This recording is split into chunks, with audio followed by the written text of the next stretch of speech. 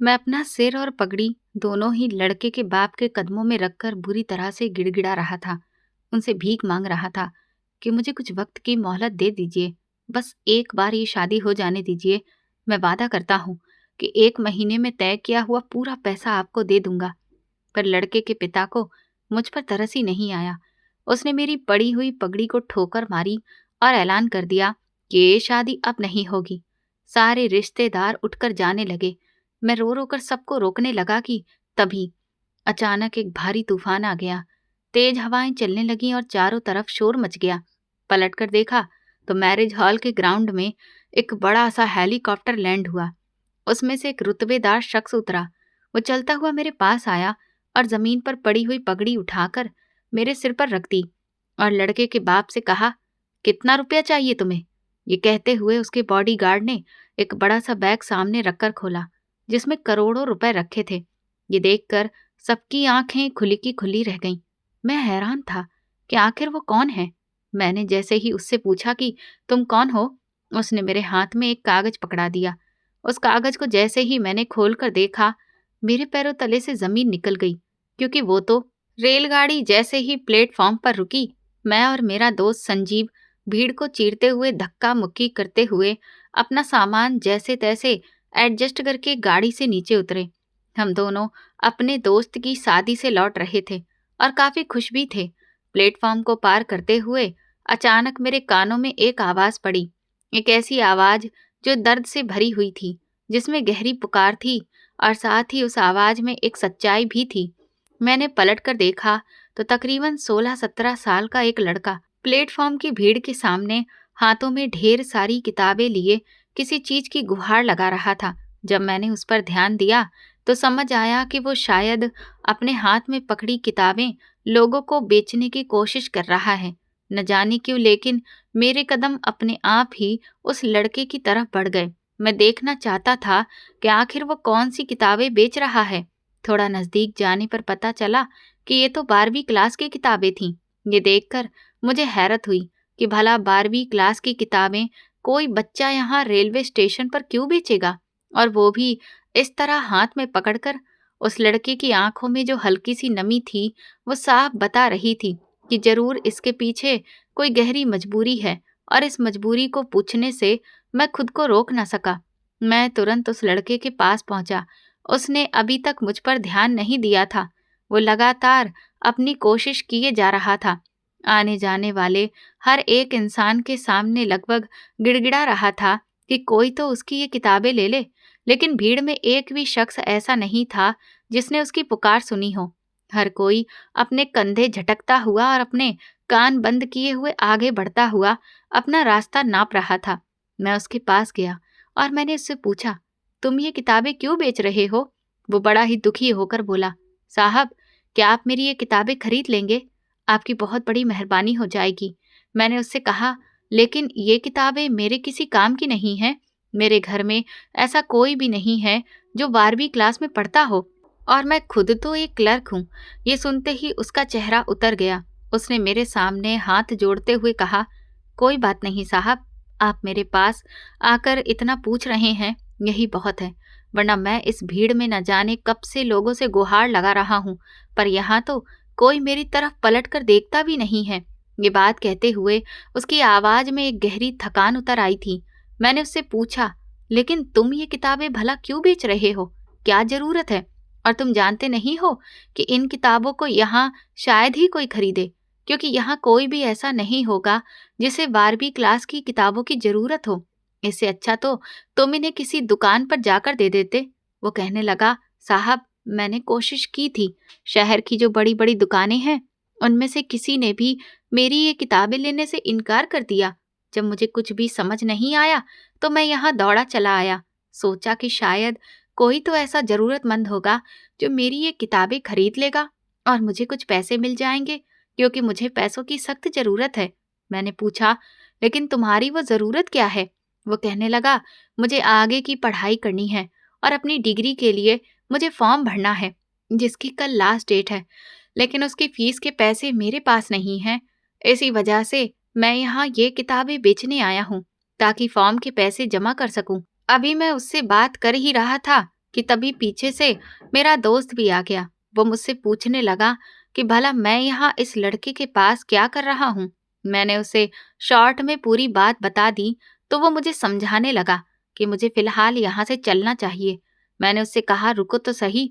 फिर मैंने उस लड़के से आगे बात की कि क्या तुम्हारे घर में कोई भी ऐसा नहीं है जो तुम्हारी पढ़ाई में मदद कर सके। वो कहने लगा मेरी माँ तो बचपन में ही मर गई थी। फिर जैसे तैसे पिताजी ने रिक्शा चलाकर मुझे पाला, लेकिन उन्हें टीबी की बीमारी हो गई, ठीक से इलाज नहीं मिल सका, इसीलिए कुछ महीने पहले उनका भी देहांत हो गया। अब मेरा कोई भी सहारा नहीं बचा। मैंने अपना खर्च चलाने के लिए बच्चों को ट्यूशन पढ़ाना शुरू किया, लेकिन उससे कमाई बहुत ही कम थी, जो घर के किराए और बाकी छोटी मोटी जरूरतों में ही खर्च हो जाती थी। जो थोड़े बहुत पैसे बचे थे, वो कल शाम जब मैं बाजार से लौट रहा था तो किसी ने मेरी जेब काट ली और मेरे सारे पैसे चले गए। ये कहते हुए उसका गला भर आया और आंखों से आंसुओं की धारा निकलकर उसके गालों पर बहने लगी। वो कहने लगा कि अब मुझे अगले महीने ही ट्यूशन के पैसे मिलेंगे, लेकिन तब तक तो बहुत देर हो चुकी होगी, क्योंकि मेरे फॉर्म भरने की अंतिम डेट तो कल ही है। अगर मैं कल तक फॉर्म नहीं भर पाया तो मेरा और मेरे पिता का जो सपना था वो हमेशा के लिए अधूरा रह जाएगा। ये कहते हुए उसने फिर मेरे दोस्त की तरफ उम्मीद भरी नजर से देखते हुए कहा, साहब, क्या ये किताबें आपके किसी काम की हैं? अगर हों तो मैं हाथ जोड़ता हूँ, प्लीज आप इन्हें ले लीजिए। मेरे दोस्त ने बड़ी ही बेदिली से उसकी तरफ देखते हुए कहा, ये झूठी कहानी किसी और को सुनाना, तुम्हारे जैसे बहुत देखे हैं इस तरह की दुख भरी कहानी सुनाकर दूसरों को लूटते हुए। तुम्हें और कोई नहीं मिला पागल बनाने के लिए?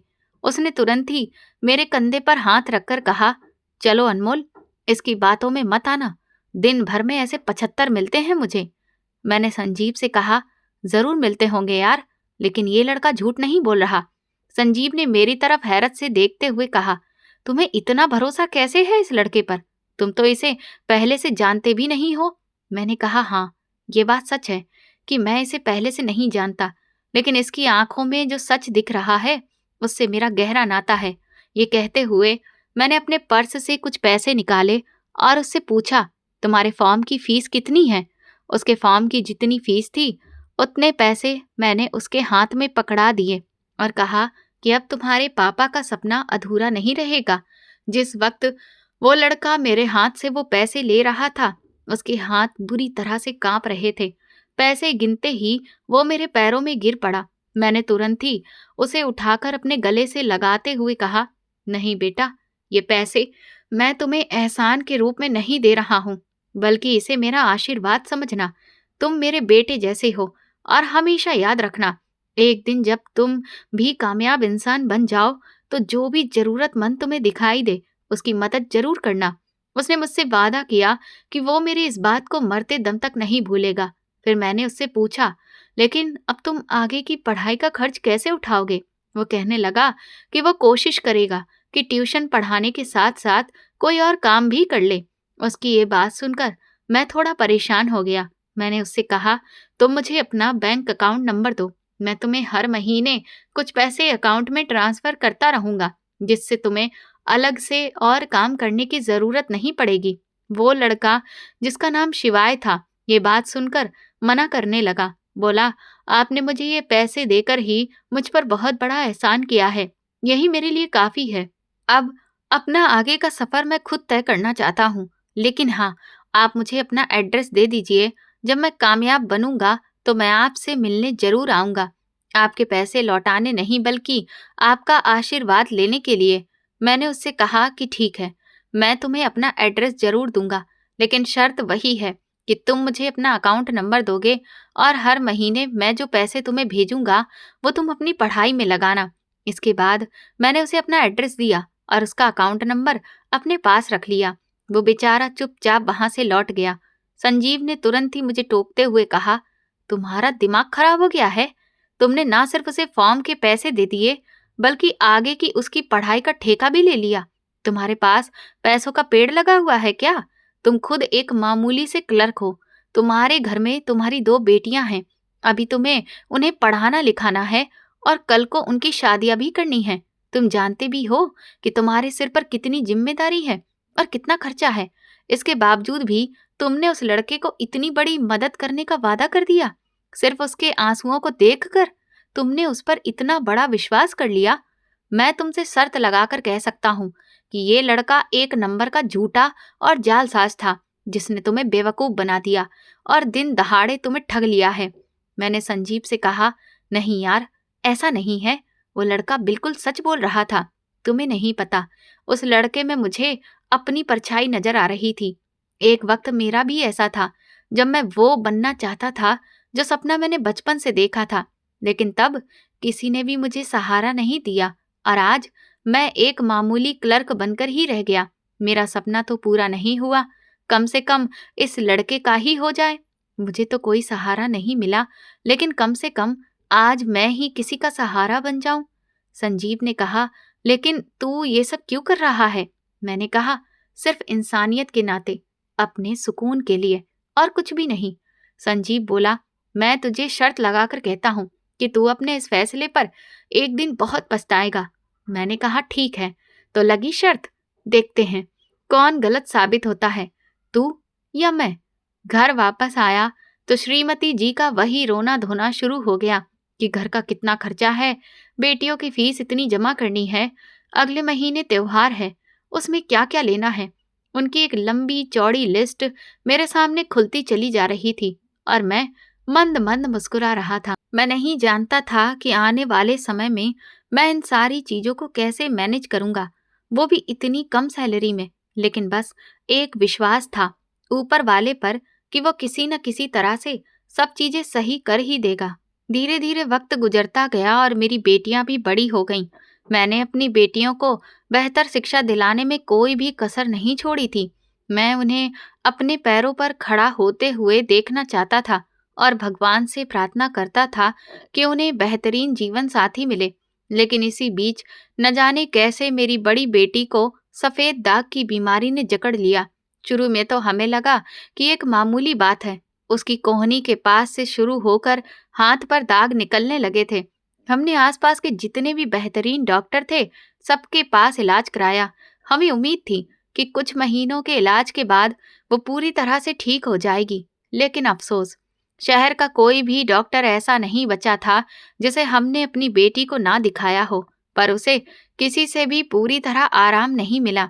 ज्यादातर यही हुआ कि जब तक मेरी बेटी दवाइयां लेती रही तब तक उसे आराम रहा, लेकिन जैसे ही वो दवा बंद करती, उसकी ये समस्या एक बार फिर से विकराल रूप में सामने आ जाती। इस वजह से वो मानसिक रूप से भी बहुत परेशान रहने लगी। सिर्फ तसल्ली इस बात की थी कि अभी तक ये दाग उसके चेहरे पर नहीं आए थे, वरना वो बेचारी लोगों की तरह तरह की बातों और अजीब नजरों की वजह से बहुत ज्यादा डिप्रेशन में चली जाती।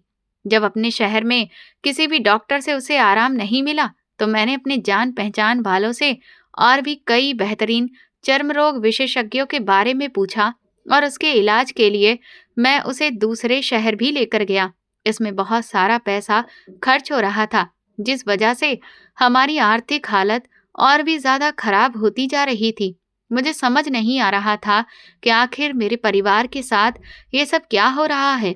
फिर कुछ साल बीत गए, लेकिन मेरी बेटी को इस समस्या से छुटकारा नहीं मिल सका। इस बीच मेरे दूर के रिश्तेदारों को भी ये बात पता चल गई थी कि मेरी बेटी को सफेद दाग हो चुके हैं। वे लोग जब भी आते, हर बार बस यही कहते कि ऐसे में मेरी बेटी को एक अच्छा रिश्ता कभी नहीं मिल पाएगा, क्योंकि कोई भी लड़का उसके सफेद दाग देखने के बाद उससे शादी नहीं करेगा। इस सब की वजह से मैं और मेरी पत्नी बहुत ज्यादा परेशान रहने लगे थे। हमें समझ ही नहीं आ रहा था कि हम आखिर क्या करें जिससे इस मुसीबत से छुटकारा मिले। पिछले 5 साल से उसका लगातार कहीं न कहीं इलाज चल ही रहा था, लेकिन फायदा कुछ भी नहीं हुआ। ऊपर से लोगों की बातें भी हमें बहुत डराने लगी थीं।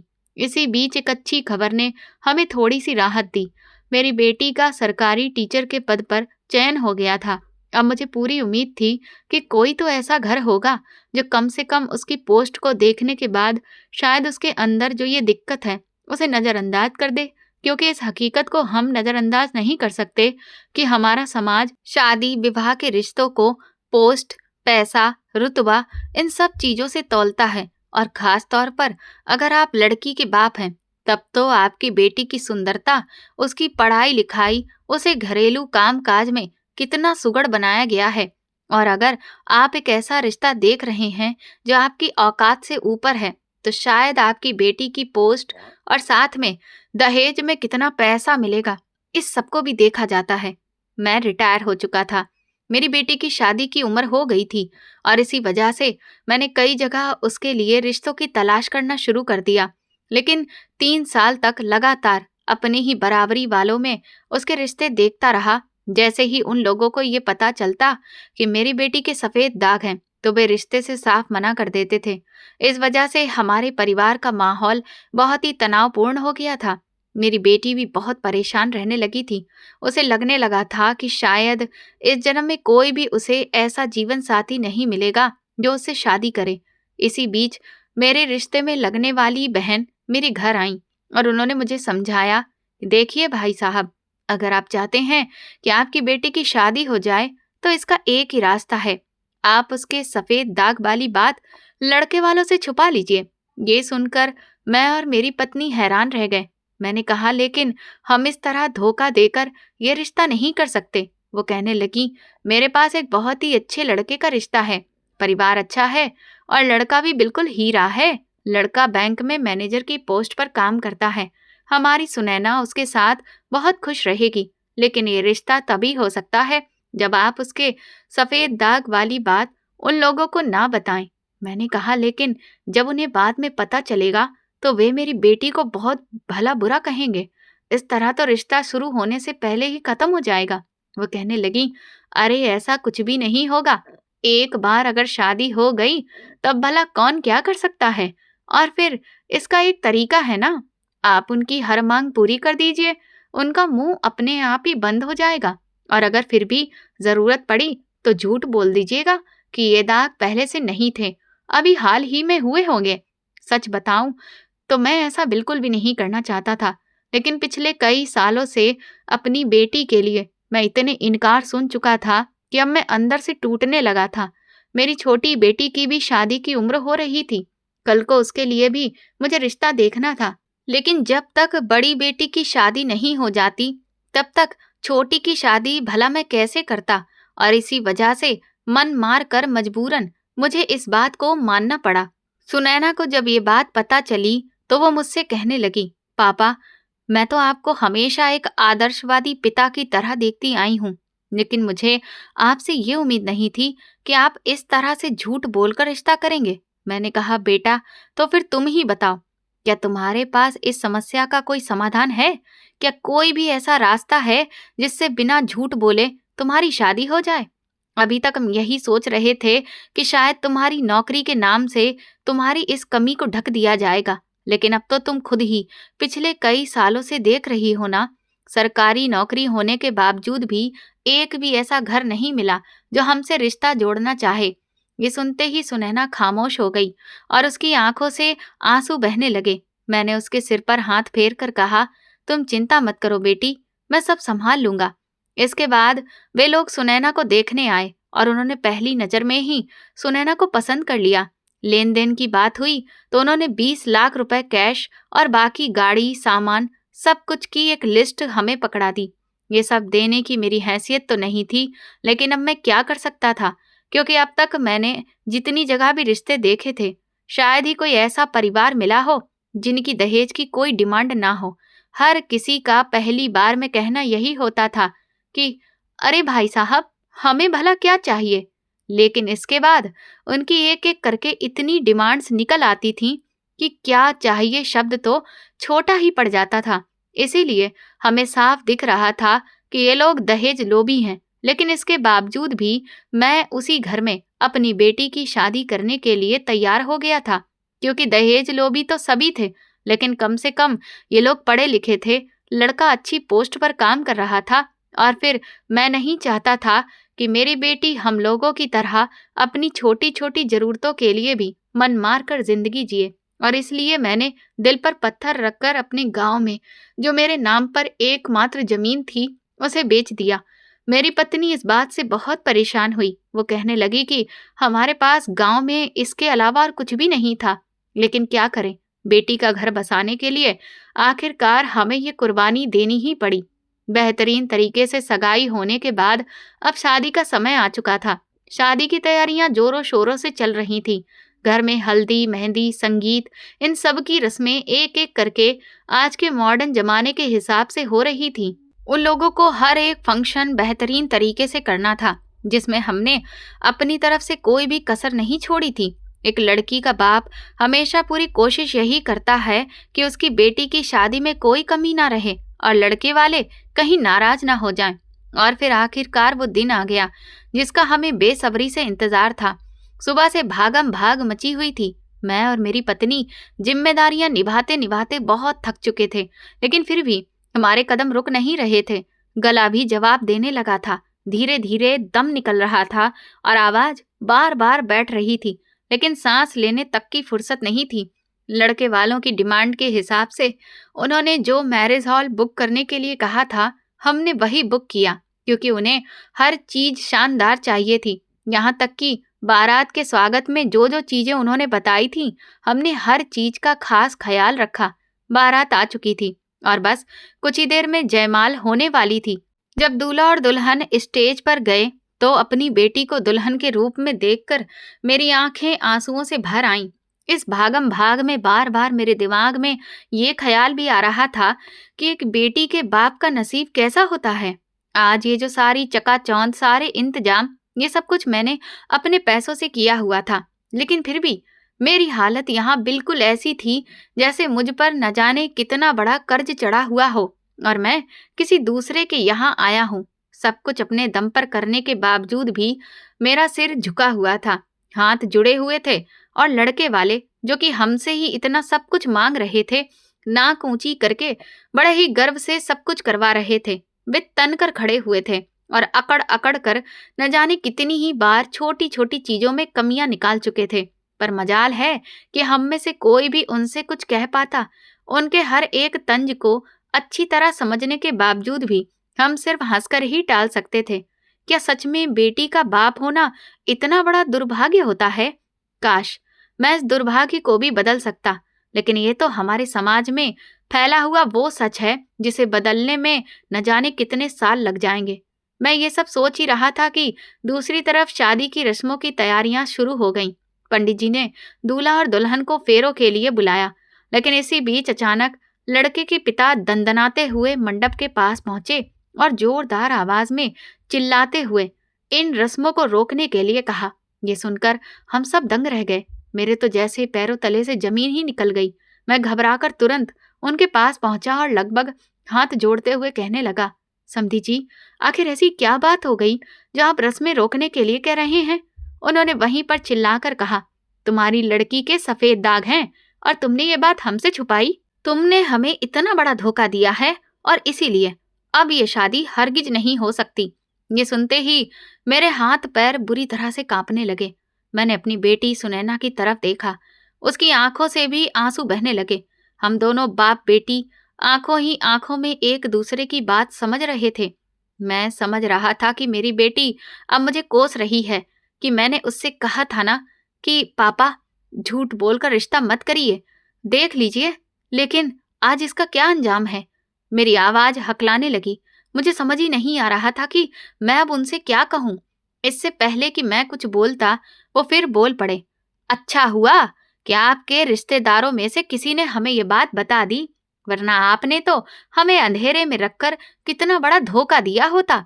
इसीलिए अब ये शादी हरगिज नहीं होगी। अरे, मेरा बेटा जानते हैं कौन है? बैंक में मैनेजर है, मैनेजर। और उसके साथ हम भला एक ऐसी लड़की की शादी क्यों करेंगे जिसके हाथों पर सफेद दाग हो? मैंने उन्हें अपनी तरफ से समझाने की कोशिश की। समधी जी, मैंने बेटी का इलाज कराया है, लेकिन उसे उतना आराम नहीं मिला। पर आप फिक्र मत करिए, मैं उसका इलाज और भी बेहतरीन अस्पताल में किसी दूसरे शहर में जाकर करवाऊंगा। लेकिन आप प्लीज इस शादी को मत तोड़िए। समधी जी ने साफ मना कर दिया और तुनक कर जाकर कुर्सी पर बैठ गए। उनके साथ देने वाले भी उनके ही अगल बगल घेरा बनाकर मुंह फुलाए बैठे रहे। मुझे कुछ भी समझ में नहीं आया तो मैं अपने सिर की पगड़ी लेकर उनके पैरों के पास गया और उनके कदमों में रखते हुए सिर झुकाकर बोला, समधी जी, अगर आज ये शादी नहीं हुई तो मेरी बेटी की जिंदगी बर्बाद हो जाएगी, हमारी इज्जत नीलाम हो जाएगी। मैं आपके आगे भीख मांगता हूँ, हमारे साथ ऐसा मत करिए। शायद उन्हें मुझ पर दया आ गई। उन्होंने मुझसे कहा कि इस बारे में मैं पहले अपने कुछ रिश्तेदारों से बात करूंगा, उसके बाद ही आपको अपना अंतिम फैसला सुनाऊंगा। इसके बाद वो उठकर अपने कुछ रिश्तेदारों के साथ दूसरी तरफ चले गए। तकरीबन आधे घंटे के बाद वो वहां से लौटे, लेकिन ये आधा घंटा मेरे लिए जैसे सदियों के बराबर था। एक एक पल मुझे काटे नहीं कट रहा था। मेरे दिल की धड़कन इतनी तेज थी कि लग रहा था शायद मुझे हार्ट अटैक ही हो जाएगा। न जाने उनका क्या फैसला होने वाला था। बार बार रह रह कर मेरी नजर बाकी रिश्तेदारों पर पड़ रही थी, जो वहां मदद करने वाले कम और तमाशा देखने वाले ज्यादा लग रहे थे। सच कहूं तो हमारे रिश्तेदारों में कई ऐसे लोग होते हैं जो आपके काम को बनाने में नहीं बल्कि बिगाड़ने में लगे रहते हैं। वे आपके साथ सिर्फ इसलिए उठते बैठते हैं ताकि आपके घर का भेद जान सकें और बाद में आपको मुसीबत में डालकर खुद मजे ले सकें, क्योंकि लोगों को अपने सुख से उतना मतलब नहीं होता जितना दूसरों के दुख से होता है। यही कहावत आज मुझ पर फिट बैठ रही थी। वरना अगर ये बात मेरे किसी रिश्तेदार को लड़के वालों को बतानी ही थी तो वो शादी से पहले भी बता सकता था, लेकिन नहीं, उसने ठीक ऐन मौके का इंतजार किया ताकि मेरा और मेरे घर वालों की इज्जत का तमाशा बनाया जा सके। लेकिन इसमें उनकी भी गलती नहीं है, गलती तो मेरी ही है। जब सच छुपाकर रिश्ता तय किया ही था तो फिर यह दिन तो आखिर देखना ही था, जिसके लिए मेरी बेटी ने भी मुझे कई बार चेतावनी दी थी। लेकिन उस वक्त मुझे सिर्फ अपनी बेटी की शादी ही दिख रही थी और कुछ भी नहीं। फिर समधी जी आकर सीधा अपनी कुर्सी पर बैठे और कहने लगे, देखिए अनमोल जी, क्योंकि आप हमारे आगे इतना गिड़गिड़ा रहे हैं और हम भी बड़े दिल वाले हैं, हम आपकी तरह नहीं हैं, इसीलिए हम ये शादी होने देंगे। ये सुनते ही ऐसा लगा जैसे मेरी जान में जान वापस आ गई हो। लेकिन जैसे ही उन्होंने अपने मुंह से लेकिन कहा तो जैसे मेरी सांस गले में ही अटक गई। वो कहने लगे, आपकी बेटी में कमी है और जब कोई कमी होती है तो उसकी कीमत भी होती है और इसीलिए आपको उस कमी की कीमत चुकानी पड़ेगी। ये सुनते ही मुझे एक और गहरा झटका लगा। वो कहने लगे, और वो कीमत 20 लाख रुपए है। अब आपको और 20 लाख रुपए हमें देने होंगे, तभी ये शादी हो सकती है, वरना ये शादी नहीं होगी। 20 लाख रुपए सुनकर तो जैसे मुझे चक्कर ही आ गया। मैं लड़खड़ाकर दोबारा जमीन पर गिर पड़ा और अपना सिर पकड़ लिया। मैंने उनसे रोकर कहा कि अब मैं 20 लाख रुपए की रकम भला कहाँ से लेकर आऊंगा। वो कहने लगे, यह हमारी प्रॉब्लम नहीं है, यह आपकी प्रॉब्लम है। हमने तो अपना फैसला सुना दिया है। अगर आप अभी और इसी वक्त हमें 20 लाख रुपए देंगे तभी ये फेरे पूरे होंगे, वरना ये शादी हरगिज नहीं होगी। मुझे कुछ भी समझ में नहीं आ रहा था। मैं उठकर मैरिज हॉल के बने हुए एक कमरे में आया। वहां मेरी पत्नी टेंशन में डूबी हुई दौड़ती हुई मेरे पीछे आई और कहने लगी कि अब हम लोग 20 लाख रुपए का इंतजाम एकदम से कहाँ से करेंगे। वो बहुत बुरी तरह से रो रही थी। मुझे भी कुछ समझ नहीं आ रहा था। फिर इसी बीच मेरे दिमाग में शहर में जो मैंने एक छोटा सा प्लॉट खरीदा था उसका ख्याल आया। उसकी कीमत लगभग 20 लाख रुपए ही होगी, लेकिन मैंने उसे अपनी छोटी बेटी के लिए संभाल कर रखा था ताकि उसकी शादी अच्छे से की जा सके। जब मैंने ये बात अपनी पत्नी को बताई तो वो कहने लगी कि आप पागल हो गए हैं क्या? बड़ी बेटी का भविष्य संवारने के लिए छोटी बेटी का भविष्य दांव पर लगा रहे हैं। अगर ये प्लॉट भी उन्हें दे दिया फिर हमारे पास बचेगा ही क्या जिससे हम अपनी रेनू की शादी करेंगे।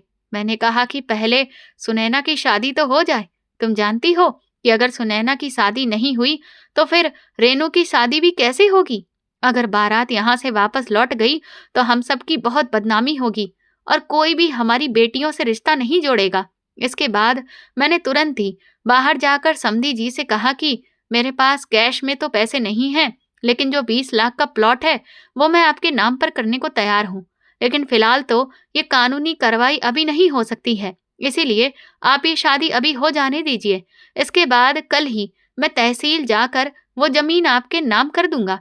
समधी जी कहने लगे, लेकिन हम आप पर भला कैसे विश्वास करें? आप एक बार पहले भी हमें धोखा दे चुके हैं और इसीलिए अब आप पर विश्वास करके हम गलती नहीं कर सकते। क्या पता शादी हो जाने के बाद आप पलट जाएं। मैं हाथ जोड़ते हुए उनके सामने बोला, लेकिन अभी मैं आपको सिर्फ अपनी जुबान ही दे सकता हूँ, क्योंकि अभी तो और कोई कार्रवाई नहीं हो सकती। वो कहने लगे, बिल्कुल हो सकती है। तभी उन्होंने अपने किसी आदमी को इशारा किया जो अपने हाथ में एक स्टाम्प पेपर पकड़े हुए था, जिस पर लिखा हुआ था कि मैं अपनी फलानी जमीन समधी जी के नाम पर कर रहा हूँ। ये देखकर मेरे होश उड़ गए। मुझे समझ आने लगा कि शायद ये सब कुछ पहले से ही तय था। इसका मतलब ये था कि उन्हें ये बात पहले से ही पता थी और उन्होंने फेरों के ठीक पहले इस बात का फायदा उठाया और मुझसे 20 लाख रुपए और मांगे। मुझे साफ दिख रहा था कि ये एक साजिश है और ये लोग हद से ज्यादा लालची लोग हैं। लेकिन उस वक्त जैसे कि मेरा दिमाग काम करना ही बंद कर चुका था। मुझे कुछ भी समझ ही नहीं आ रहा था कि मेरी बेटी के भविष्य के लिए क्या सही है और क्या गलत है।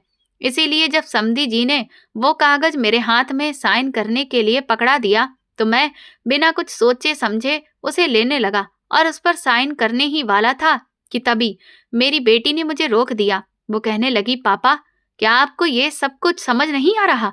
लेकिन मुझे समझ आ रहा है। मुझे ये शादी हरगिज नहीं करनी।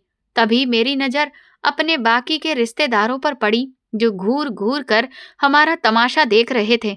इतनी भीड़ में कोई भी ऐसा व्यक्ति नहीं था जो मेरे कंधे पर हाथ रखकर मुझे सही रास्ता दिखाता या कम से कम सहारा ही देता कि इस मुश्किल वक्त में हम आपके साथ खड़े हैं। और शायद इसी वजह से मैं अपनी सोचने समझने की क्षमता ही खो चुका था। मैंने अपनी बेटी पर चिल्लाकर उसे वापस मंडप में बैठने के लिए कहा। वो बेचारी रोते हुए वापस चली गई और मैं अपने कांपते हाथों से उस कागज पर साइन करने लगा जो मेरी बर्बादी का था।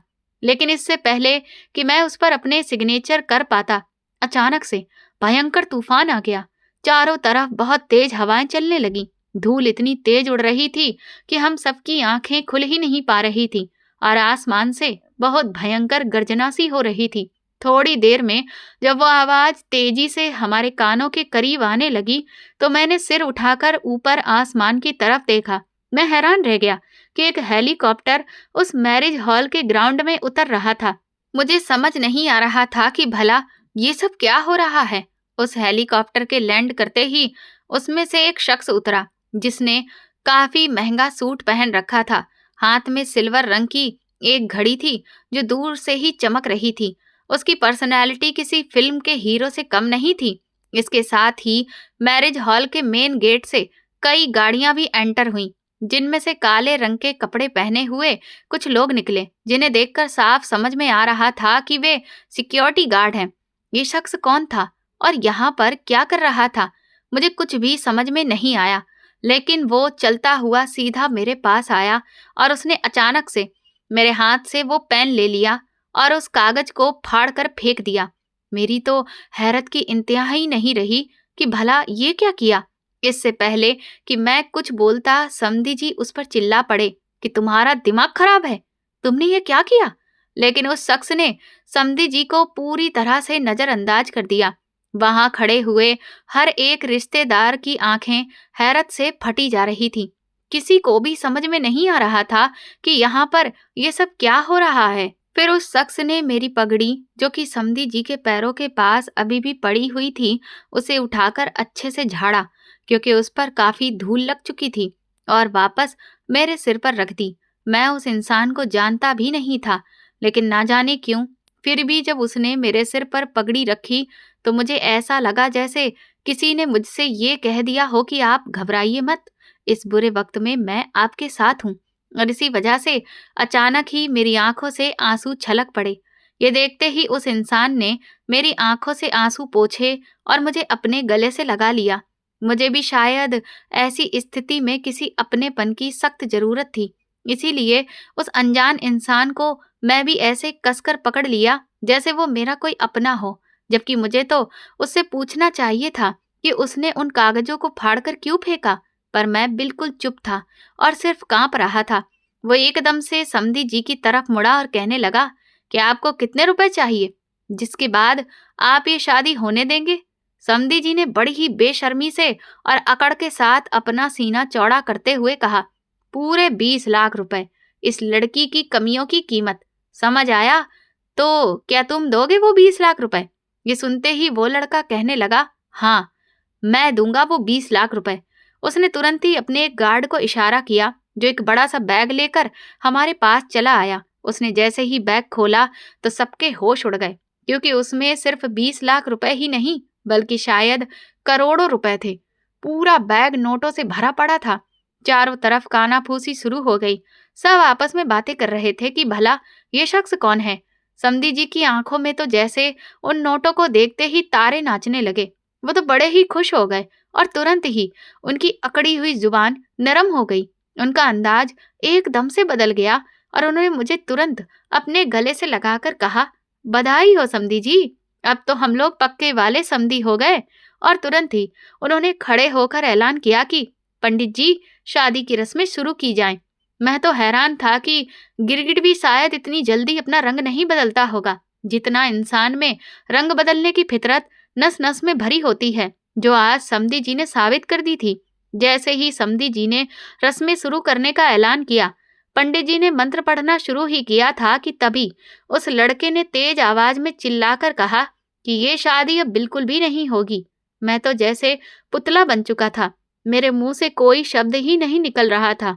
मुझे समझ ही नहीं आ रहा था कि आज मेरी बेटी की शादी में ये सब क्या हो रहा है। उस लड़के ने सबके सामने चिल्लाकर कहा कि मैं अपनी बहन को ऐसे लालची लोगों के घर में हरगिज भी ब्याहने नहीं दूंगा।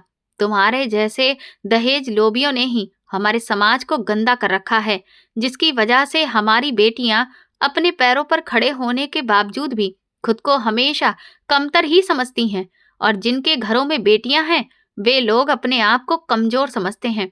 उन्हें बेटियां बोझ लगती हैं।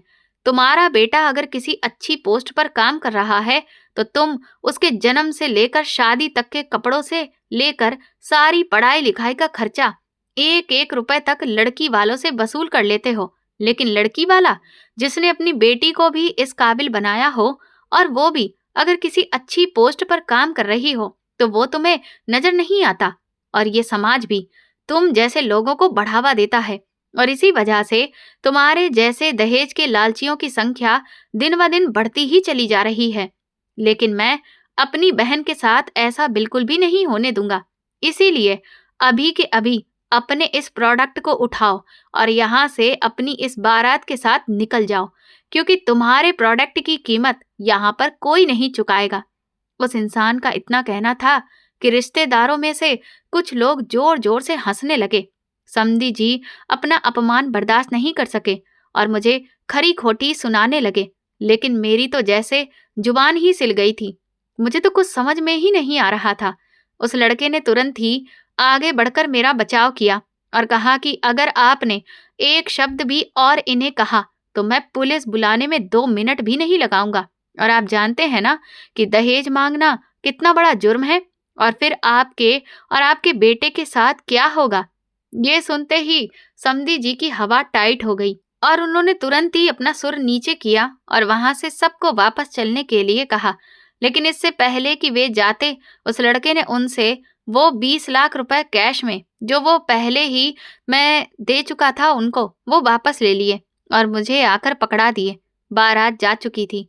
अब वहां मैरिज हॉल में मैं कुर्सी पर सिर पकड़कर बैठा था और बाकी मेरे रिश्तेदार, मेरी बेटी, सब लोग ढेर सारे सवालों के साथ एक नजर से उस इंसान को ही देख रहे थे।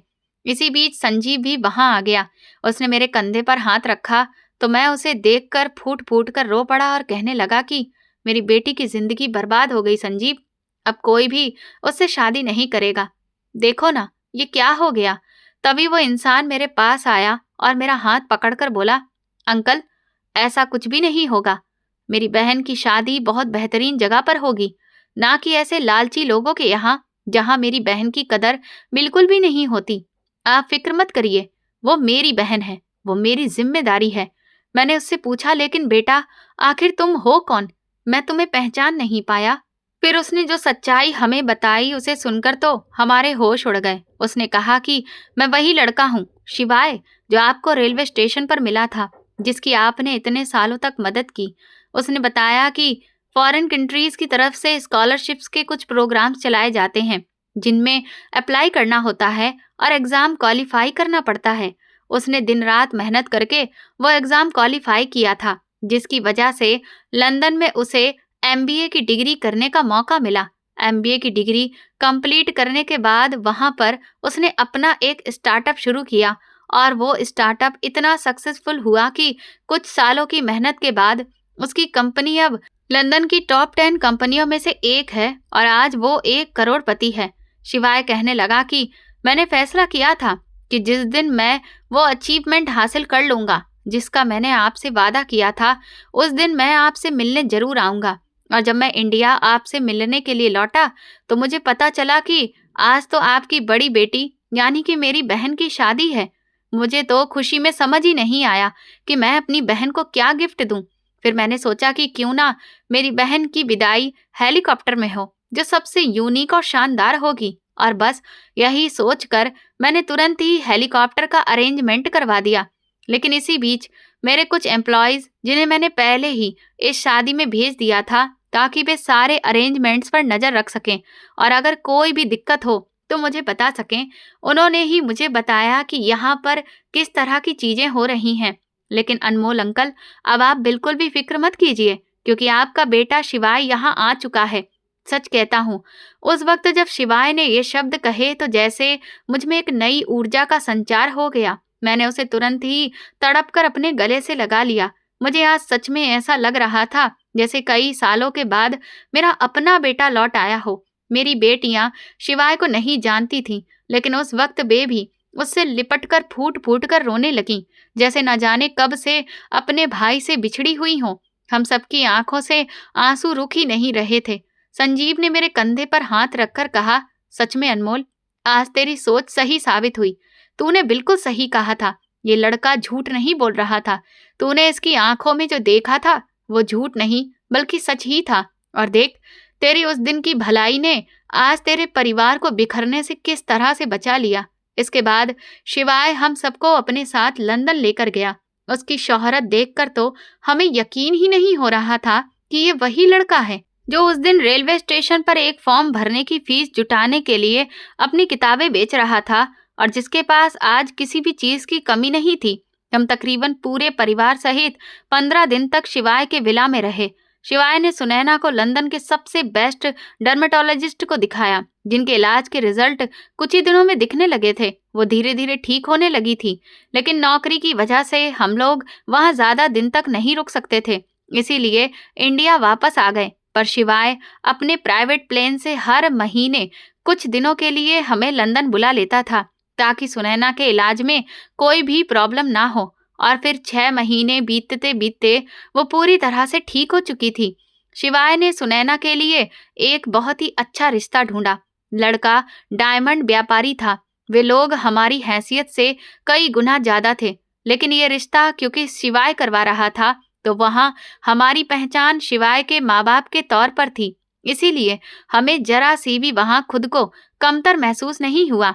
और सबसे अच्छी बात यह थी कि उन लोगों ने दहेज में 1 रुपए की भी मांग नहीं की थी। वे ना सिर्फ हैसियत में बड़े थे बल्कि दिल से भी बड़े थे।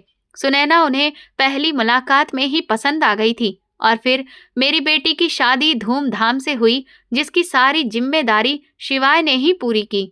आज मैं अपनी पत्नी और छोटी बेटी के साथ सुकून से अपने घर में रह रहा हूँ। शिवाय लगभग हर महीने या तो हमसे मिलने आता है या कुछ दिनों के लिए हमें अपने पास बुला लेता है। उसने अपने लिए लड़की ढूंढने की जिम्मेदारी भी मुझे ही सौंप रखी है। मैं सोच भी नहीं सकता कि यूं अचानक रेलवे स्टेशन पर मिलने वाला एक लड़का ऐसा होगा जिसकी जिंदगी को बदलने के लिए पहले मैं एक छोटा सा योगदान करूंगा और फिर वो हमारी जिंदगी को पूरी तरह से बदल कर रख देगा। मेरी बेटियां जो हमेशा से भाई की कमी महसूस करती थीं, वो कमी शिवाय ने बहुत अच्छे से पूरी की है। एक वक्त था जब रक्षाबंधन वाले दिन हमारे यहाँ घर सूना होता था, लेकिन आज खूब सारे हंसी मजाक से हमारा घर गूंजता है। सुनैना भी अपने ससुराल में अपने पति के साथ बहुत खुश है। उसने अपना ट्रांसफर दूसरे शहर में ही करवा लिया है। अब बस जल्द ही मैं चाहता हूँ कि मेरे शिवाय की भी शादी एक अच्छी लड़की से हो जाए जो उसके जीवन को खुशियों से भर दे। तो दोस्तों, इस कहानी से हमें क्या शिक्षा मिलती है, ये आप लोग मुझे कमेंट में बताएंगे कि आपने इस कहानी से क्या सीखा है।